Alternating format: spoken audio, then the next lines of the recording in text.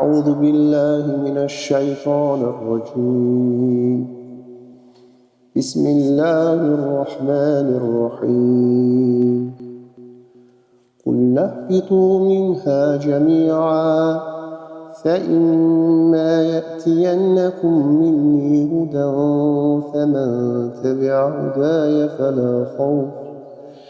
فلا خوف عليهم ولا هم يحزنون والذين كفروا وكذبوا بآياتنا أولئك أصحاب النار هم فيها خالدون يا بني إسرائيل اذكروا نعمتي التي أنعمت عليكم وأوفوا بعهدي أوف بعهدكم وإياي فارهبون وآمنوا بما أنزلت مصدقا لما معكم ولا تكونوا أول كافر به ولا تشتروا بآياتي ثمنا قليلا وإياي فاتقون ولا تلبسوا الحق بالباطل وتكتموا الحق وأنتم تعلمون وأقيموا الصلاة وآتوا الزكاة واركعوا مع الراكعين صدق الله العلي العظيم.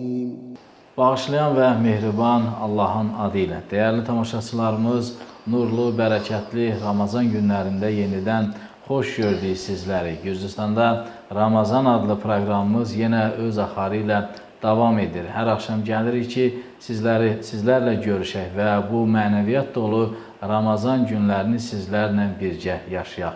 Bugün də yenə studiyamızın çox dəyərli qonağı var və çox maraqlı mövzularda müzakirəmiz, söhbətimiz olacaq, reportajlarımız olacaq. Verilişimizi sona qədər izləməyi unutmayın. Studiyamızın qonağı dəyərli alim, Ümumi Gürcüstan Müsəlmanları Ali Dini İdarəsinin sədri Seyid Mirtəqi Əsədov. Xoş gəlibsiniz hacı. Salamlayırıq sizi. Təşəkkür edirəm. Dəyərli, gözəl günlərdə. Sağ olun, var olun. Təşəkkür edirəm. Sizlərə uğurlar arzu edirəm. Bu gözəl verilişlə əlaqədar olaraq. Bu ayda da Allah tutduğunuz oruçları, qıldığınız namazları, etdiyiniz duaları cəmiyyən qəbul eləsin deyirəm. Amin inşallah. Hacı, əvvəlcə bir təəssüratınızı istəyərdim bu Ramazan günlərində. Necə keçir bu gözəl günlərlə bağlı bir təəssüratınızı? Siz özünüz də yaxın günlərdə, səhv etmirəmsə, Kərbəlada oradan gəlibsiniz. Elə oranın təəssüratını, buranın təəssüratını bir bölüşərdiniz tamaşaçılarımızla. Bismillahirrahmanirrahim. Bu gözəl ayda Allahın rəhmət, mərhəmət, bağışlanma ayında da Ramazan əvvəli bağışlanma, ortası rəhmət olan, bərəkət olan ayın orucunu çalışırıq ki, əda eləyək, tutaq, yerinə yetirək. Yeni başlayanda insan üçün biraz çətinlikləri olur. Bu da özündən, insanın ruh və cisim arasında gedən mübarizədir. Bir neçə gündən sonra əlhəmdülillah, Allahın da köməkliyi ilə, bu ayın da bərəkəti ilə ruh, cismi başa salır, rahatlayır, öz yerində otuzdurur ki, sənin vəsvəsələrin Allahın qanunlarını keçə bilməz. Əlhəmdülillah, bütün dünyada da müsəlmanlar bu bərəkət, gözəl ayı yaşayırlar, öz qaydasında davam edir. Çox şükür Allaha, yəni bu gözəl ay hamı yaşayır. Allah qəbul eləsin tutulan oruçlarını hər yerdə ki. Ramazan ayının hacı, keçək artıq suallarımıza. Ramazan ayının istəyərdim əsas hikmətinə bir diqqət çəkək və insanlar bu ayı necə daha düzgün dərk etməlidir, daha düzgün dəyərləndirməlidir. Bu barədə bir inşallah giriş eləyərdik. Bu ayın dərki üçün belə deyək, bu ayda zahiri olaraq insanlar müəyyən saatda sübh namazından öncə aclığı başlayır, axşam əzanından sonra yeyimi başlayır. Bu bir neçə saat ərzində zahir olaraq aclıq var. Bu görünüşüdür, fiziki olanıdır. Amma mənəvi olanı başqa bir şeydir. Həqiqəti budur ki, bizi Allaha nə qədər yaxınlaşdırır. Allaha nə qədər dərk elədir bu ay, bu oruç dediyimiz və özümüzü nə qədər dərk eləyirik. Bu oruçluq təkcə aclıqdan ibarət deyil ki, oruçluq ondan ibarətdir ki, mənəvi olaraq biz Allaha nə qədər yaxınlaşa bilirik, nə qədər qorunub çəkinə bilirik. İslamı dillə desək, təqvalı ola bilirik bu ayda və Allahın istədiyini edib ona qəlbən, ruhən, cismən, tək mənəvi yox, cismi onlarda yaxınlaşa bilir. Oruçluq zahir olaraq aclıq deyil, oruçluq dilin də oruc olmalıdır, qəlbin də, gözün də, əlin də, bütün əza oruc olmalıdır.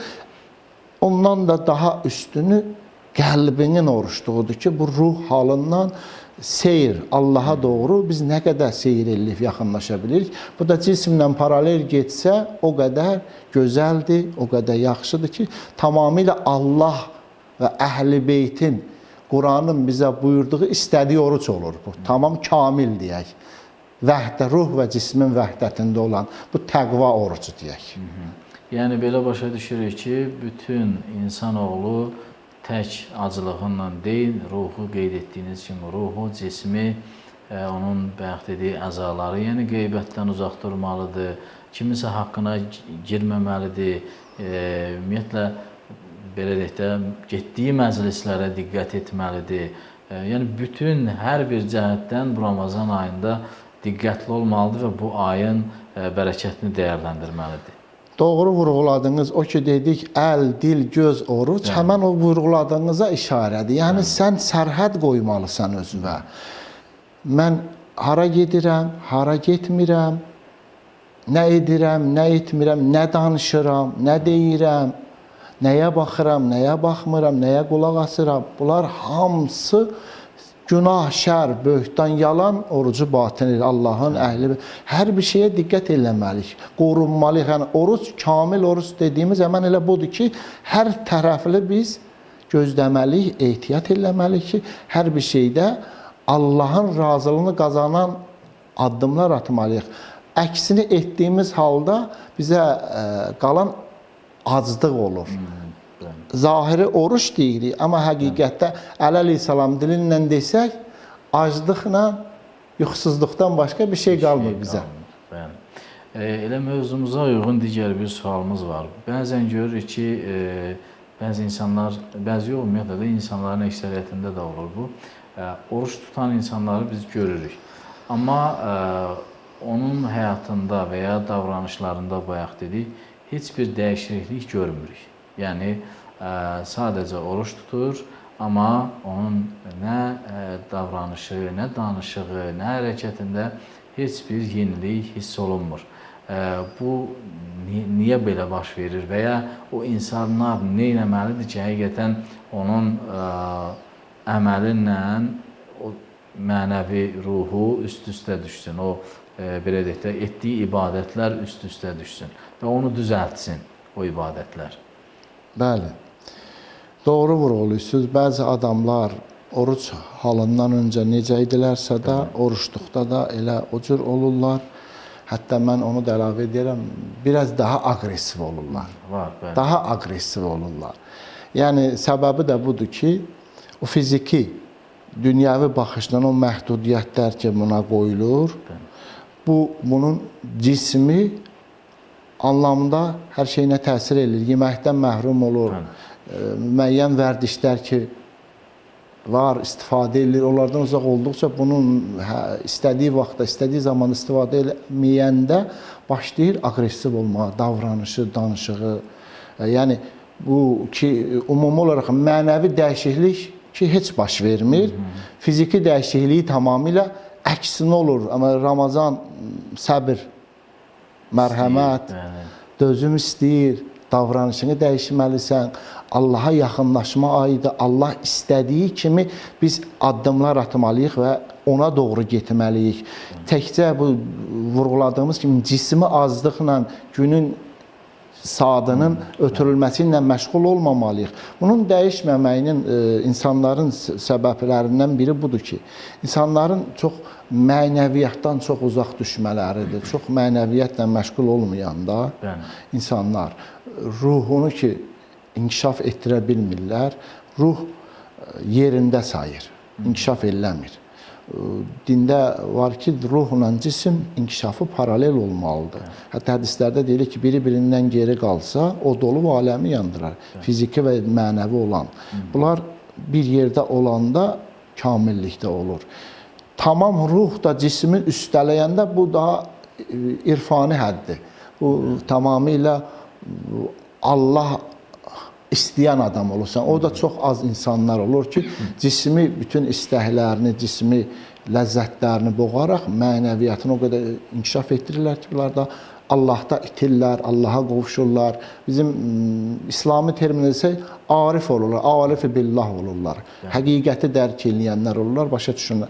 Çox təəssüf ki, insanların əksəriyyəti fiziki olanla daha çox məşğuldur. Mənəviyyatdan uzaq olduqları üçün sadəcə Allahın buyurduğu kimi qəbul elədikləri üçün oruç tuturlar və bu oruçda bunların müəyyən məhdudiyyətlər gətirir üçün müəyyən həddə səbr ilə müəyyən şey. Amma mənəvi olaraq bunlarda çox dəyişiklik olmur.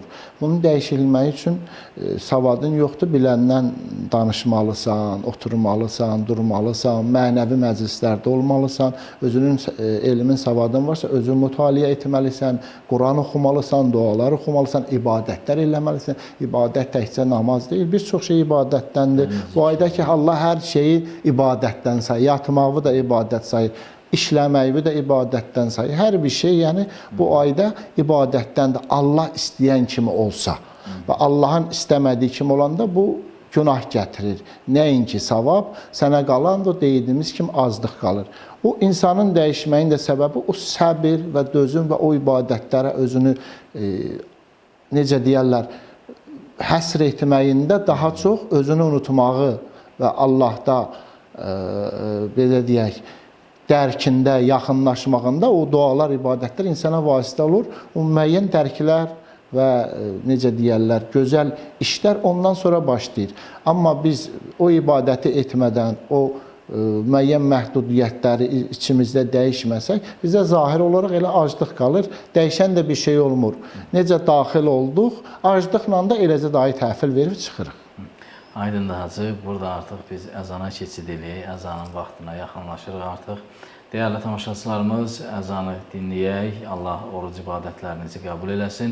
Daha sonra studiyamızda verilişimiz davam edəcək. Allahu Ekber, Allahu Ekber. Allahu Ekber,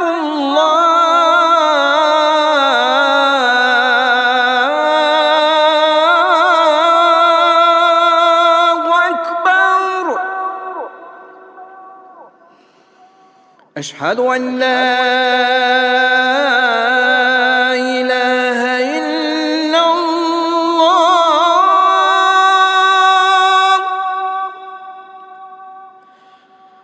أشهد أن لا إله إلا الله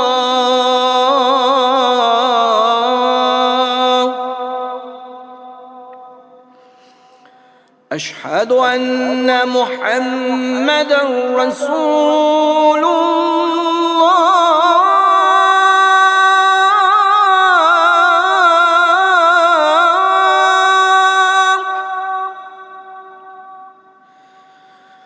أشهد أن محمدًا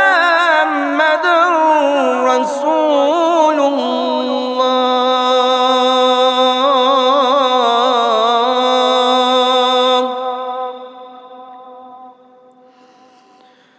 أشهد أن عليا ولي الله.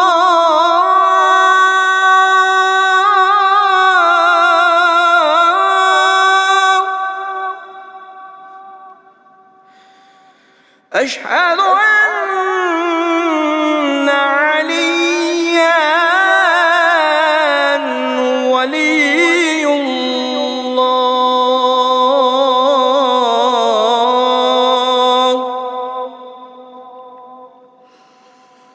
حي على الصلاة.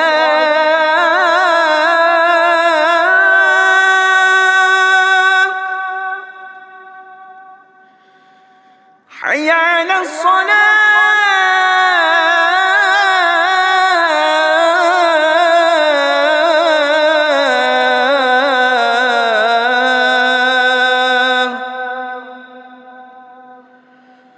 حي على الفلاح. حي على الفلاح.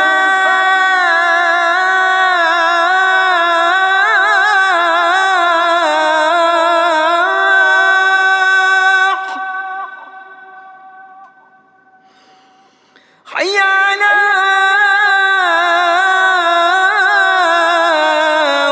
خير العمل.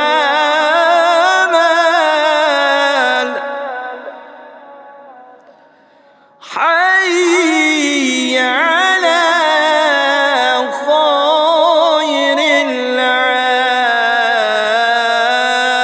العمل. الله أكبر الله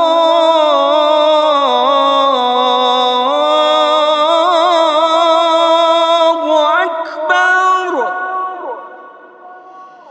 لا إله إلا الله.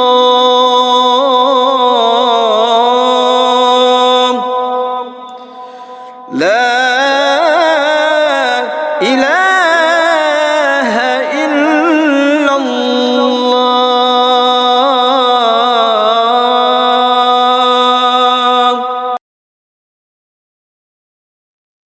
Bəli, əziz tamaşaçılarımız, əzanı dinlədik və yenidən studiyamıza qaydırıq. Studiyamızda verilişimiz davam edir. Hacı, söhbətimizdən belə başa düşdük ki, doğrudan da ilk öncə insan bu ayı dərk etməlidir. Yəni, hansı aya daxil olduğunu ki, biz dedik, davranışında bir yenilik, dəyişiklik olmur.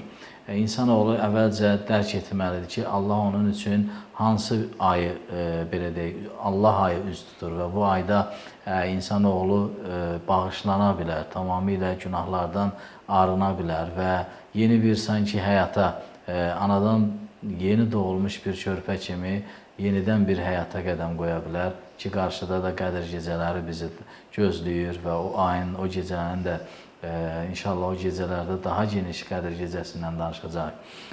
Və əgər bir insan bu ayı dərk etsə, elə başa düşürəm və bu ayın mütləq xüsusi belə deyək, fəzilətindən bəhrələnər və bu ayı hədər verməz. Elə bir hədis də var ki, əgər kimsə Ramazan ayında bağışlanmasa, bu ayın rəhmətindən feyziyab olmasa, qəbul etməsə, o insan bədbəxtlərdəndir. Doğru vurğuladınız. O cürdür, axırında da belədir, bu ayda bağışlatmasa illa Ərəfə çölündə bağışlada bilər. İkinci şans orada verilir. O hədis, bu ayda bağışla bədbəxt adamdır. İlla ikinci şansı Ərəfə, həcdə Ərəfə çölündə olmağı ilə həmən Allah o imkanı bir daha tanıyır adamı. Amma nə gözəl olar ki, bizlər bu ayın bərəkətindən, məğfirətindən, rəhmətindən bol-bol istifadə eləyək. Allah bu gözəl ayda bizə hər şeyi müsbətə yazır, savaba yazır. Cənnətin qapısını açır. Üzümüzə dünyanın qapısını açır. Ruzimiz, ömrümüz, nəyimiz var bu ayda yazılır. Hər şeyimiz xoş o insanların halda ki, bu ayda müsbət yazdıranlardan olsun. Mənfi yazdıranlardan yox. Bəzi adamlar ömrünü gödərtdirir mənfi əməllərindən. Bəzi adamlar da əbədiyyətini qazanır. Həm bu dünyasını, həm axirətini. Bu dünyamızı biz Allahın istədiyi kimi yaşayaraq qazana bilərik. Bəli. O dünyamızda həmçinin vurğuladığınız kimi qədər gecələri gəlir. Allah vurğu 1000 aydan üstündür. Hər şey, ömür, gün, ruzi, xoşbəxt, hər şeyimiz onda paylanır, bölünür.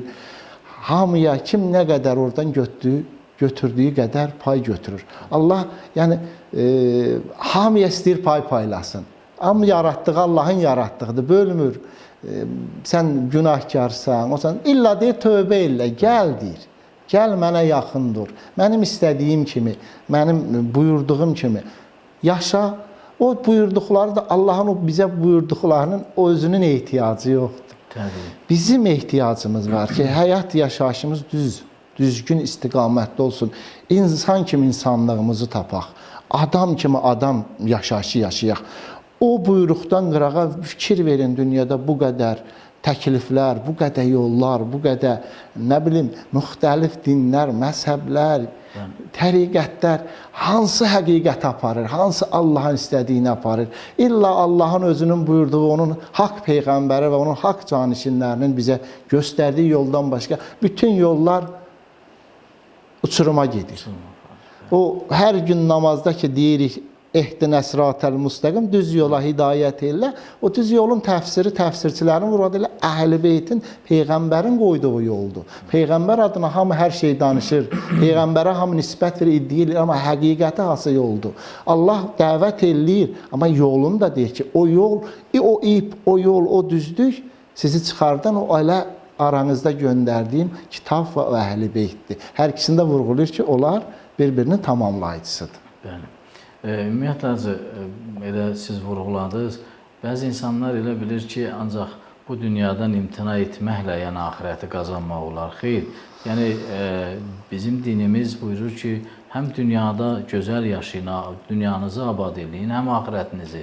Yəni, amma bir hədd qoyur da, yəni necə ki, valideyn övlada bir hədd qoyur ki, valla bir yerə gedəndə və ya nə bilim, bu şeyləri etmə, amma bu şeyləri edə bilərsən, yəni bunda sərbəstsən. O cür deyilmi? Bəli, dünyada yaşamaq, Allah qanununa itaət ilə yaşamaq hər şeydən imtina deyil. Bəli. Özə qayıdışdır, özü dərikdir, həqiqətinə dönüşdür bu. Allah səni bütün o çərçivəsiz aləmdən çərçivəli, dürüst, düz olana dəvət edir. O məhdudiyyətlər ki var, zahiri sənə mənə məhdudiyyət. O məhdudiyyət deyil. Onlar bizim xilasımız və xoşbəxtliyimizdir. Onlar bizim həm bu dünyada insanlığımızı qorumaq üçündür, həm o dünyada dadımıza çatanlarımızdır. Bu dünyada o məhdudiyyətlər ki qoyub, o öz xeyrimizədir, pis yola getməyək, zərərli vərdişlərə aludə olmayaq, insanlara ziyan verməyək, günahlar etməyək, ailəyə ziyan verməyək. Bizim varlığımız, insan olanın varlığı cəmiyyətə ziyan vurmaq üçün deyil ki, insan olanın varlığı, sosial bir məsuliyyəti var insan. İnsan ailə, cəmiyyət, xalq, hər tərəfli bunun faydası olmalıdır. İstər dövlətinə fərq eləmir, millətinə, hər tərəfli, hər bir peşəsindən, sahəsindən insan gəlməyib ki, ziyan vursun. İnsanın dəyərini dində o qədər uca tutulur ki, bəzən Kəbədən üstün tutulur ki, insanın bu qədər Allah dəyər verir. İnsan, sən özünü tanı, özünü bil, sənin dəyərin çox şeydən ucadır. Allah sənə bu qədər dəyər verdiyi halda sən özünü niyə Əli əleyhissalamın dilindən desək, heyvandan aşağı eləyirsən. İnsan deyir, o qədər ucala bilər, əmir əl-müminin vurulur, mələkdən üstün ola bilərsən. İnsan o qədər Allahın qanununa düşmənçilik elib əksinə yaşaya bilər ki, heyvandan aşağı ola bilərik. Yəni biz, Allah istəyir ki, biz mələkdən üstün olaq. Mələkdən üstün, mələk ki, Allaha ən yaxın yaranmışdır, məxluqdur. Əli əleyhissalam deyir, sən ondan üstün ola bilərsən. Mələkdə təkcə ruhdur, heyvanda cisimdir. Bizdə hər ikisi var. Həm ruh var, həm cisim var. Allah ikisinin vəhdətini bizdə qovuşdurur. Deyir, bunu bərabər inkişaf elədir. Bərabər Allaha çat. Bu dünyada da din deyir, çalışmaq ibadətdir. İşləmək ibadətdir. Ailəni saxlamaq ibadətdir. Ticarət elədir, halal ruzi qazan, addımlar at, torpağında işlə, hər nə əlindən gəl, peşən nədirsə ona sədaqətlə əməl elə. Yola verdim siyasətinlə yanaşma. Əgər vəzifədəsənsə gələn xalqın qulluğunda ol. Peşəndə həkimsənsə insanların xidmətində olmalısan. Hər tərəfli kimliyindən asılı olmaq, hansı peşəyi daşımağından asılı olmayaraq Allah tək Ramazanda yox, hər bir ayda, hər bir saatda, hər bir gündə insanın xidmətə təşviq edir, sosial məsuliyyətini dərkə təşviq edir və deyir, bunu məsuliyyətlə yanaşsan, bunu savaba yazıram, xidmətdən qəbul edirəm, bu da sənin faydandır. İslam da bizi təşviq edir. Həm bu dünyamızı göz abadlaşdırmağa, həm o dünyamızı. Hərislik yox, hər şey mənim olsun yox. İmam Sadiq ağanın dilindən desək, orta yol. Nə ifrat, nə təfrid. Orta yolu tutaraq getməliyik, dünyamızı da o cür yanaşmalıyıq, axirətimizə də. Hər şeyin ifratı uçuruma aparır. İfrat yox, orta yol. Hər şey orta yolda olmalıdır. İbadətimizdən, yaşayışımızdan, dünya bağlılığımızdan, ailə məhəbbətindən hamısı. İfrat olanda, övladımıza da çox diqqət olanda, uşaq o suyu istifadə edə bilər o diqqətimizdən, sonra əksinə istifadə eləmək. Hər şeyin ortası. Aydındır Hacı, o qədər geniş cavab verdiniz. Mən ona görə indi bizim dua olasıdır və bir duaya keçid alaq. Daha sonra yenidən studiyamıza qayıdacağıq. Əziz tamaşaçılarımız, dəyərli aləmin dilindən dualar var. Onları eşidək, sonra yenidən qayıdarıq. Bismillahirrahmanirrahim. Bu mübarək, əzəmətli və dəyərli ayda hər birinizi xoş gördük. Allah Teala ibadət və itaətlərimizi bu ayın ehtiramına ali dərəcədə qəbul eləsin. Bildiyimiz kimi mübarək Ramazan ayı dualarla, raz və niyazlarla dolu bir aydır. Bu ayda Həzrəti İmam Baqir əleyhissalamdan dualarının birində belə nəql olunur. O Həzrət belə dua eləyir: Allahümmə salli əla Muhammedin və alih vərzuqni təmamə siyamihi və buluğəl əməli fihi və fi qiyamihi. Ey mənim Allahım, Muhammed və ali Muhammedə salavat və salam göndər və bu ayı əvvəldən axıra oruç tutmaqda mənə nəsib elə, mənə kömək elə. Buluğəl əməli fihi, ilahi bu əzəmətli ayda öz arzularıma yetişməyi mənə nəsib elə. İlahi bu əzəmətli ayda gecə ibadətlərini mənə nəsib elə. İlahi mənim əməllərimi o əməllərlə kamilləşdir ki, o əməllər sənin razılığına səbəb olur. İlahi bu ayda mənə səbr əta elə, iman əta elə, yəqin əta elə ilahi, ixlas əta elə ilahi. İlahi sonra mənim əməllərimi neçə bərabər savab nəsib elə, əzəmətli və böyük əcr nəsib elə. Aminə ya Rəbbəl aləmin. Allahümmə salli əla Muhammedin və ali Muhammed. İlahi Muhammed və ali Muhammedə salavat və salam göndər. Vərzuqnə fihi həccə vəl-umrətə vəl-ictihadə vəl-quvvətə. İlahi bu mübarək ayda mənə həcci, ömrəni, çalışmağı, qüvvəti, şadlığı və sənə doğru qayıdışı nəsib elə ilahi.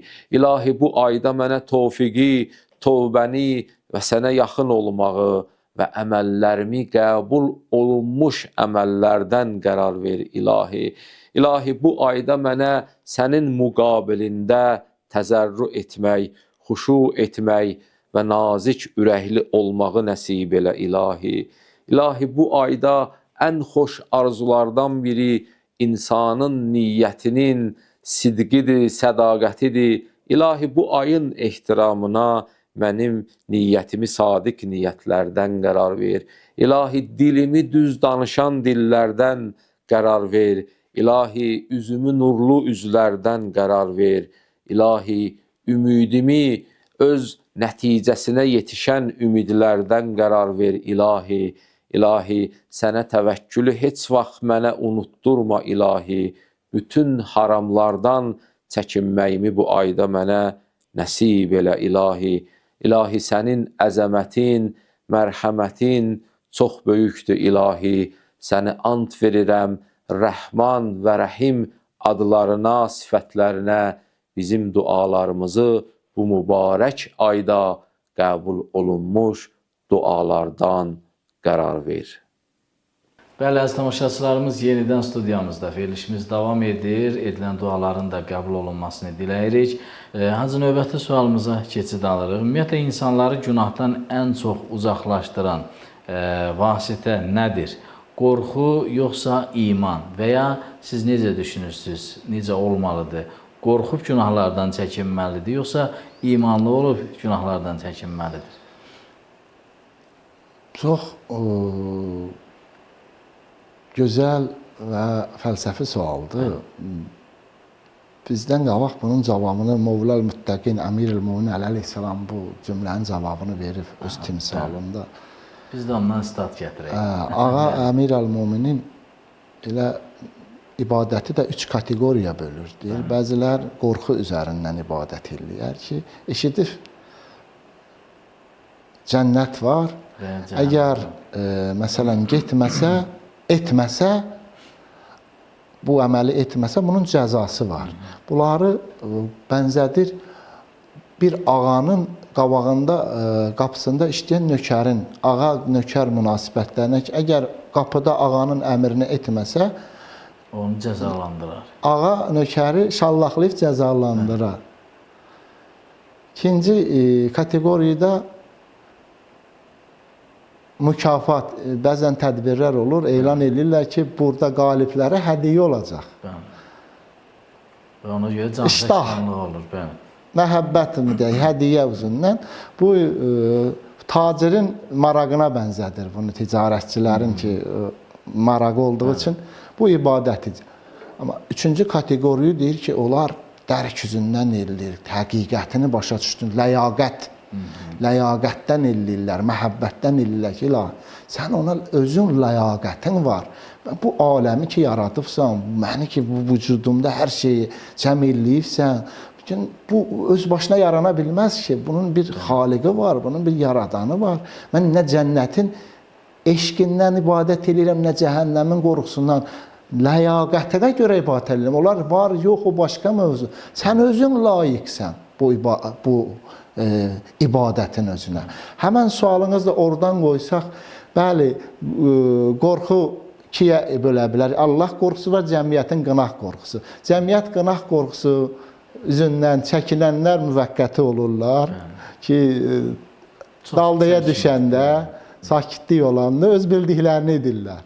Allah həqiqi qorxusu canında olanlar, həqiqi dərk qorxu, dərk, əqlanə dərkdir. Onlar hər zaman Allahı hiss eləyirlər, dərk eləyirlər və davranışında, yaşayışında ehtiyat eləyərək addım atırlar, Allah istəyən kimi yaşayırlar. O birilər də ifrat məhəbbət də yenə dediyimiz kimi su istifadələrə gətirir. Çox qayğı görəndə, körpə necə evdə çox qayğı görəndə başlayır sərhəddi keçməyə. Biz məhəbbət, dərk, Allahın ədalətindən namid olmamalıyıq. Allahın ədalətinə iman eləməliyik. Allah adildir və mərhəmətinlə və dərkinlə və ləyaqəti üzündən ibadət eləməliyik. Cəmiyyəti prinsip qoyanda bu ibadət elə Allah üçün olmur, elə cəmiyyət üçün olur. Dində də var ki, niyyət, əməllər niyyətə bağlı, niyyət mühümdür. Görüntü üçün olanda bu görüntüdə qalır. Əl-zahir məndən filan kəslərin xoşu gəlsin, filan dostlarımla cəm olum, oturum. və bunlar da bilsin, mən iftarımı verdim, xeyir addım atdım, 5 yetimimi sevdim. Bu görüntü üçün olandısa da bu görüntüdən o tərəfə getməyəcək. Allah üçün olandısa da bu yazılacaq dəftərə və bunu Allah mükafatını birə neçə bərabər cavabını qaytaracaq və bunu bu dünyada da görəcəm, o dünyada da görəcəm mükafatını və savabını, xeyirlərini. Biz dediyimiz kimi Allahı ləyaqət, dərk və əqlanə məhəbbət üzündən etməliyik, yanaşmalıyıq. Cahilanə yanaşmalar Allah üçün qəbuldur bəzən, cahilin qorxusunu da qəbul edir. İfrati məhəbbətini də bizə Quranda deyildiyi kimi gücümüzdən artıq yük yüklənməz və ondan artıq sorğu sorulmaz. Ondan gücdən artıq sənə yük verilməz, gücündən artıq da səndən istənilməz. Ona görə də hamı bir deyil. Amma biz dediyimiz bu yuxarı təbəqə deyək, elmi təbəqə, maddi yuxarı təbəqədən getmir. Mənəvi zirvələrə çatmışlara aiddir. Bu da Əmir Əl-Mominin deyir də. Biz çalışaq o ləyaqətə əməl eləyənlərdən olaq. Allahın həqiqi dərkindən başa düşənlərdən və ona yaxın olanlardan olaq. İnşallah. Ümumiyyətlə, hər bir kəs bilməlidir ki, Allahın, yəni ilk öncə ədalətinə inanmalıdır, güvənməlidir ki, Allah heç bir kəsin, necə ki, səhv etmirəmsə, Quran-ı Kərimdə var ki, zərrə qədər də sizin nə yaxşı, nə pis əməliniz unudulmayacaq və onun yaxşılığın mükafatı, pisliyin də cəzası veriləcək. Ki, zərrə də biz bilirik, nədir zərrə? O ki, bir pəncərədən evə gün düşər, görərsən ki, yerdən bir toz dənəcikləri qalxır. Yəni, nə onu əllə tutmaq olur, nə hiss etmək olur. O qədər xırdadır, o qədər balacadır. Və Allah ona bir işarə edir ki, tuta bilmədiyiniz şey qədərin də mütləq şəkildə cavabı olacaqdır və ya mükafatı olacaq. Bu da Allahın təbii ədalətindən irəli gəlir. Yəni, insanoğlu birinci onu tanımalıdır, Allahın ədalətini tanımalıdır. Ondan sonra elə başa düşürəm ki, iman da yavaş-yavaş gələcək. Doğrudur, doğrudur. Allahın ədalətini bilməliyik ki, Allah adildir, zülmə rəva deyil və insanlara ədalət üzündən yanaşır. Amma bir dənə şey də deyək, dualarda bizə daha çox təqdim olunan budur. Allahdan istəyəndə ədalət üzərindən istəməyin, mərhəmət üzərindən istəyin. Ədalət üzərindən əgər bizlə imtihan eləsə bizim işimiz heç də yaxşı deyil. Çətin olar. Ədalət ağır məsələdir, kəsicidir, sərtdir. Mərhəmət, bağışlanma, güzəşt üzərindən. İnsan, biz bilirik ki, məsumdan başqa hamı günahkardır. Mən, sən, o biri, başqa fərq eləmir, hansı mövqe. Hamının özünə xas, özünə necə deyil, öz gücü qədər günahları var. Böyük, kiçik fərq etmir. İlla 14 nəfərdən başqa, Allahın seçdiyi xasdan başqa, hər bir nəfərin günahı var. Ədalətinlə bizlə davranış olsa, bizim işimiz çətindir. Allahdan istəyək bizlə mərhəmətinlə. Elə bu ayda odur. Mərhəmət, rəhmət, bağışlanma aydı. Qapıyı açmışam deyir, gəl ey qulum, gəl verim nə qədər istəyirsən. Götür paylardan pay. Hər şeyi savabına yazın. İstifadə el. Allah bizi bu ayda həqiqi dərk edib faydalananlardan qərar versin. Həqiqətən də bəzən insan fikir vermir. O da insanın mənəvi kasadlığındandır. Yəni, dünya, maddiyyət üzərindən yanaşır. Əslində, maddiyyətin özü pərdədir, bizim üçün qaranlıqdır. Ələ zahir gözəllik olsa da, zahir, alt qatında bizi məhrum edir o mənəvi aləmdən, o gözəlliklərdən. Biz çalışmalıyıq, mənəvi aləmə yönələk. Həmişə də olmasın, bu ayı Allah xüsusi vurğulayır ki, gəlin, istifadə edin. Bunu çalışdığımız qədər hər tərəfli istifadə eləməliyik. Dediyimiz kimi, hərənin öz qabiliyyəti qədər, ən azından müsəlmanlarımızın çoxu salavatı bilirlər, zikri bilirlər, namaz qıla bilənlər namazla, Quran oxuya bilənlər Quranla, dua oxuya bilənlər dua ilə, kitab oxumaq bilənlər kitabla, ibadətlə. O insanlar ki, çox bilgiləri yoxdur, bir təsbehi götürsünlər, ən böyük dualardan bir Əhl-i Beytə salavatdır. 100 dənə salavat göndərsinlər, bildikləri duadan, öz ana dilimizdə dualar, gözəl şeylər inləsinlər insanlara, xalqına, balasına, dünyamıza. Hər bir şey yəni Allah duadan sayır. Nə bacarırlar onu? Ən bacarmır, ən gözəl halda bir Quran qoysun, dinləsin, dua qoysun, dinləsin, bir gözəl Allah kəlamı qoysun, dinləsin. Kim nəyi bacarır bu formada gözəl keçirməklə Allaha yaxınlaşmaq olar və yaxınlaşmalıdır. Bu gərək biz bunları istifadə eləyək. Həm də hacı, dua etdikcə, insan zikr etdikcə hiss eləyirsən ki, insan doğrudan da özünü yavaş-yavaş düzəldir. Doğrudan da Allaha yaxınlaşmağa doğru gedir. Yəni, dua, zikr insanı bayaq dediyimiz kimi sanki bir xəttə salır da, bir düzəldir və səni yavaş-yavaş kim olduğunu hiss elətdirir. Çünki insan dua eləyəndə hiss eləyir ki, bunun bir asılacaq bir yeri var, bunun bir necə deyərlər, bir ümid yeri var, bir bağlandığı bir yer var, bunu görən, hiss edən bir yer var. Ona görə yəni bu Allahın bəndəsi olduğunu hiss eləyir. Yəni mənəm deyib gəzmir də. Bir insan var ki, var cəmiyyətdə elə insan var ki, heç duadan, zikirdən xəbəri yoxdur. Küçədə, bayırda da mənəm gəzir. Elə bil ki, dünyada elə hər şey buradadır, bundan da bitir. Amma o insan ki, artıq ki, zikrə qayıdır, duaya qayıdır və onda hiss eləyir ki, Allah bəndəsidir, elə deyilmi? Bəli. Bu ay bizi özümüzə qaytarır. Bu o aclıq ki, bu susuzluq ki, bu müəyyən məhdudiyyətləri keçiririk.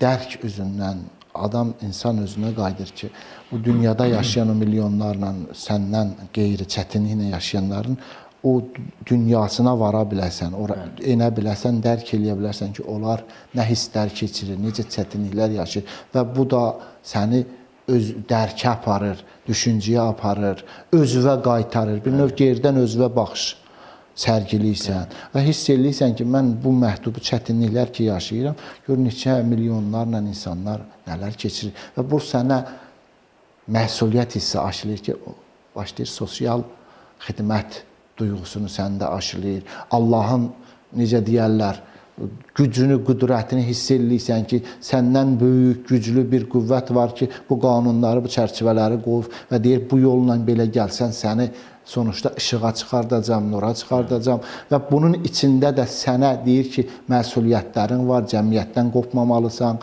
tək azlıq, susuzluq yox, ibadətindən əlavə də o insanları da dərk eləyib yardımlaşmalısan, paylaşmalısan, onları sevindirməlisən, iftarla mı, maddi yardımlarla mı, hər bir halla sən bunu dərklə Allahın istədiyi kimi keçirərək o ali məqama, o zirvəyə çatmalısan və sən də özündə başa düşürsən ki, həqiqətən mən ki o öncəki mən deyirəm, mən yox, o var. Mən onun qabağında heçliyəm, yoxluğam. Həqiqətən biz yox olmasaq çatmarıq bir yana. Biz yoxluğumuzu, qulluğumuzu hər günkü namazda birinci əbd deyirik. Qul yəni Allahın qarşısında bəndəliyimizi qəbul etsək biz nəyəsə çatarıq. Biz mənəmlə bir yana çatanmarıq. Əmir əl-Mominin dilindən desək, elə insan, sən nəyvə təkəbbürlənirsən, yer üzündə yekə gəzirsən, sənin əvvəlin bir qətrə mundar sudur, axırında nəcis cəmdəyə dönürsən, öləndə insanın ki, meyyidə əlvi vurursan, şəriətdə deyir, qusul verməlisən. İtdən deyir, mundar olursan, itə əlini vuranda deyir, əlini yumalısan. Şəriətdə çinmək yox, amma insanın meydinə əlini qusul olmasın. Əvvəlimiz də nəcis, axırımız da nəcis. Sən bu iki nəcasət arasında nəyə qurrələnirsən, yer üzündə elə gəzirsən ki, dünyanın sahibisən elə bil. Biz yer üzündə sahibi yox, xidmət üçün gəlmişik, insanların qulluğunda durmaq üçün, insanları sevindirmək üçün, qan tökmək üçün, zülm eləmək üçün yox. Bundan Allahın razılığını qazana bilərik. Bu halda harasa çata bilərik və bu halla Əmir əl-Mominin deyimi ilə biz başa düşürük ki, bizdən böyük varlıq, qudrət sahibi var. Yenə Əmir Əl-Mominin dilindən desək, deyir ki, mən yatdım, bir plan tökdüm, plan qurdum, qalxdım, başqa şey oldu. Səhər durdum, başqa bir şey oldu. O zaman dərk elədim ki, məndən uca bir plan tökən var. Əli əleyhissalam onu çox İlk günündən dərk edib, bizlərə dərs verir ki, insan, səndən başqa plan tökən var, böyük bir yaradanın var, xaliqin var. Həmişə, hər zaman dərk elə, yadından çıxartma, hər etdiyində Allahı, bizim el dilindən desək də, başının üstə gör. Allah baş üstə deyil ki, Allah hər yerdədir, məkanı yoxdur. El dilindən də ki, nəzarətində gör ki, sənə kimsə nəzarət edir. Və bu əməllərini sən onun nəzarətində ruhu, cismi olaraq tutsan, hər zaman işlərində biləcəksən ki, səni kontrol edən var. Və ona görə də əməllərini düzgün eləyib, düzgün məqsədə çatacaq. Bu məsələdə gələk bizlər, yəni özümüzdə bu məsələyi həmişə aşılayaq və diqqəti çoxaldaq ki, özümüzü dərkinə, özümüzdə başa düşək ki, bir qüvvə bizdən ucada var, yaradandır və bizə məsuliyyət aşılır və bu məsuliyyətdən, çərçivədən çıxmaq onun qanunlarını pozmaqdır. Onun qanunu çərçivəsində gedərək, dərk olaraq, Allaha dərk edərək, həqiqətə çata bilərik. Aydındır. Təşəkkür edirəm Hacı yenə sizə. İndi isə reportajımız var, əməkdaşlarımız reportaj hazırlayıblar. Gəlin həmin reportajı izləyək, daha sonra yenidən davam edərik. Şulaveridə fəaliyyət göstərən Ağbaba Marketin təşəbbüsü ilə iftar süfrəsi təşkil olunub. Mərasimdə müxtəlif bölgələrdən gələn din xadimləri və digər qonaqlar iştirak ediblər. Mərasim zamanı çıxış edən natiqlər bildiriblər ki, bu kimi tədbirlər yalnız oruc açmaq üçün deyil, həm də cəmiyyət arasında birlik və həmrəyliyi gücləndirmək məqsədi daşıyır. İnşallah biz 11 ayın sultanı olan Ramazan ayındayıq, Allahın ayındayıq. Əvvəlcə bu ayda tutulan oruçları və qılınan namazları Allah dərgahında Allahdan qəbul olmasını diləyirik. Allah dünyanın hər yerindəki o insanlar ki, oruç tuturlar, onların orucunu, namazını ali dərəcədə qəbul eləsin deyirik. Bugün də bizim Borçalımızın Şulaver elindən olan Ağbaba Market başda ataları Aliyev olmaqla Ruslan İbrahim qardaşlar tərəfindən ki, bugün burada 100 nəfərlik iftar süfrəsi açıldı. Biz xalqımız adından, öz adımızla Aliyev başda olmaqla ataları Ruslana, İbrahimə təşəkkür edirik. Allah mallarına, mülklərinə bərəkət versin. Onlar nəinki hər il Ramazan ayında, eyni zamanda da müsəlmanların ehtiyac olan yerlərə özləri yardımlarını da eləyirlər, maddi və mənəvi dəstək də göstərirlər. Allah qəbul eləsin deyirik. Allah qazançlarına, mallarına, mülklərinə bərəkət versin. Qeyd edək ki, Gürcüstanda iftar süfrələri Ramazan ayının sonuna dək müxtəlif təşkilatlar, fərdi şəxslər və dövlət qurumlarının təşəbbüsü ilə davam etdirilir. Bəli, əziz tamaşaçılarımız, reportajı izlədik və əməkdaşlarımıza da təşəkkür edirik. Seyid, yenə növbəti sualımız gəlir, bunu inşallah cavablandırasınız. Ümumiyyətlə, bugün bir çox insanlar daha çox dünya malının arxasınca qaçır, təbiidir. Bayaq siz əslində işarə elədiniz ki, halal qazanc özü bir ibadətdir, ailəsinə qazanc gətirmək ibadətdir. Amma ümumiyyətlə, mənəviyyatın da tamamən üstündən xətt çəkib, yalnız qazanc dalınla qaçan insanlar da var. Siz necə cəmiyyətdə hansı dəyişikliyi görmək istəyərdiniz? Necə olmalıdır bu cəmiyyət? Doğrudan da dünya malının arxasınca qaçıb da mənəviyyatı da tamamən tərk etmək olarmı? Çox təəssüf eləyərək qeyd edək ki, insanlar maddiləşib, çox maddiləşib, mənəviyyatdan çox uzaq düşür. Biz maddiyyatın olmağını zəruri bilirik. Bu lazımdır həyat yaşamaq üçün. Maddiyyat mühümdür. İqtisadiyyat çox mühümdür. Amma hər şey maddiyyat üzərində bağlamaq bu insanın həqiqətindən qopmağı deməkdir. Bizim həqiqətimiz maddiyyat deyil. Bizim həqiqət varlığımız mənəviyyatdır. İnsan mənəviyyatdan qopanda o qədər yadlaşır, görüntüdə qalır. Biz o qədər maddiləşmişik, görüntü üzərindədir hər şeyimiz. Görüntüyə çalışırıq, görsətməyə və bu da ifrati addımlara gətirir. Hər şey mən ondan geri qalmayım, o məndən geri qalmasın.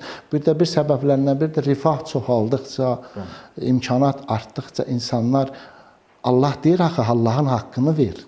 Allah üçün xaricdə xumsunu çıx, zəkatını bunlardan qıya bilmirik bəzən Allah üçün verməyə.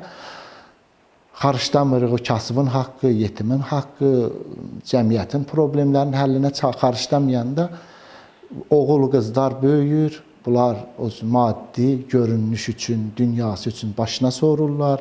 Hərəsi pis-pis yollar üçün Allah istəməyən əyləncələr. Həm də elə görübdür. Görüb ki, valideyn Allah yolunda xərcləməyib. Övlad da artıq o var dövləti elə o cürdə darmadağın edir. Bəli. Bu isə insanı həqiqətdən uzaqlaşdırır, Allahdan uzaq salır. Bundan biz hər şeydən uzaq düşürük. Çox təəssüf ki, cəmiyyət də bu cürdür və ehtiyac olanlar da, kasıblar da, orta təbəqədə Allahdan daha çox onların həyatına baxaraq varlı təbəqənin özünü formalaşdırır. Amma elə olmamalıdır. Daha çox biz Allah istəyən, Allahın bizə buyurduğu kimi yaşamalıyıq. Biz ona oxşatsaq, dünyamız da xərab olar, axirətimiz də. Ona görə ki, insan paxıllıq, kin, nifrət çəkəcək. Mən onun gündə niyə deyiləm? Çalışacaq, alınmayanda qanunla qadağan olunmuş, dinlə qadağan olunmuş yollara əl atacaq, oğurluğa, atıb, allatmağa ki, hasant yollarla varlılığa çatsın. Bu da Allahın istədiyi yol deyil. Yəni, biz maddi yaşayışımızla mənəvi yaşayışımızı paralel aparmalıyıq. Mənəviyyata da fikir verməliyik. Çox təəssüf ki, cəmiyyət dağla dərənin dibi qədər fərqləri yaranıbdır. Bu, gələk açıq deyək, çox təəssüf. Bir ağır ifadə var, Hacı. Birdən deyirlər, o insan çox mənəviyyatsız adamdır. Yəni, həqiqətən bir insanın mənəviyyat olmayanda çox ağır fəsadlara gedib çıxır. Doğrudur. Mənəviyyatçılıq bir var individual yanaşma, biri var o cəmiyyət üçün ki, faydalılıq prinsipi var ki, bu yaxşı işlər görür insan olaraq, gözəl işlər var. Bir də var fərdi olaraq insanın dində də əxlaqı da iki növ ictimai əxlaq var, şəxsi əxlaq var. Şəxsi əxlaq ki, o davranışlarında deyirlər, vurur adamı ki, mənəviyyatdan kasatdır, özünü idarə eləyə bilmir, danışığını bilmir, addımlarına fikir vermir. Cəmiyyət davranışında da, orada da sənin məsuliyyətlərin var. Dürüst olmalısan, öz peşəni məsuliyyətlə yerinə yetirməlisən, cəmiyyəti allatmamalısan, xidmətində olmalısan. Bunlar ictimai mövzulardır. Amma bu maddi, mənəvi mövzular ki, iqtisadiyyat artdıqca mənəviyyat çökür. Bu da səbəbi özümüzə qayıdır. İnsan mənəviyyatını yüksəltməlidir, Allahdan qopmamalıdır. Bizim həqiqətimiz Allahdandır. Bizim maddiyyatımız buradan torpağı ola bilər cismi olaraq, fiziki olaraq. Amma həqiqət ki var, yaranış prinsipi, əsli ruhdur, o Allahdandır. Cismimiz də Allah yaradıb, amma daha yaxın olan həqiqi, Quran dilindən desək Allah nə deyir? Ruhumdan Adəmin xilqətində bir damcı fürdüm. Bizim ruh aləmimiz Allahdandır. Oradan bir damcı hamımızda var. Oradan qopanda biz fəsadlar da çoxalır.